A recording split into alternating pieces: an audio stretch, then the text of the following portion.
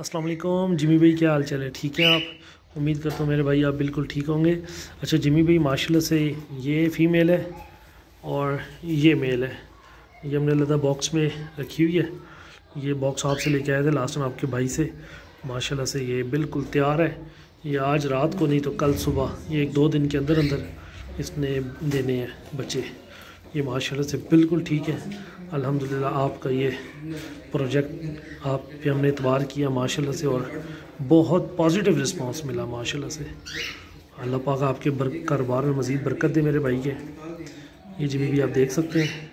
इंशाल्लाह 3-4 दिन तक मैं आपसे रब्ता करूँगा और मिलने भी आऊँगा, स्पेशल सिर्फ मिलने आऊँगा अपने भाई को, अल्लाह ने खैर की तो। ठीक है। और चंद दिन पहले जो इनके छोटे बच्चे थे मैं आपको वो दिखाता हूँ। जिमी भाई ये वो बच्चे हैं, वो छोटे छोटे, मैंने आपको पिक्चर्स और वीडियोस वगैरह सेंड की थी। माशाल्लाह से ये मैंने वज़न किया, ये 1.25 किलो से ऊपर के हो गए माशाल्लाह से। ये अभी इनको 2.5 महीने हो गए अल्हम्दुलिल्लाह।